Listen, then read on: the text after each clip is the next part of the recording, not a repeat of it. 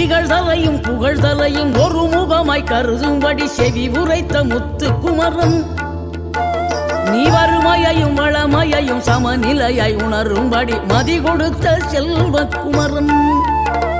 தடை 100 வந்தாலும் செயல் வெற்றியாக்கி தரும் தாராள குணம் கொண்டவன்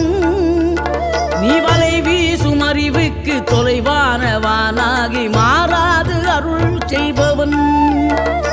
தீராத காதலோடு திருவடியை தொழுபவர்க்கு திரவியமே தருகின்றவன் நீதாராள உள்ளமோடு தவக்கோலம் கொண்டு பெறும் தார்மீக பொருள் தந்தவன் தார்மீக பொருள் தந்தவன்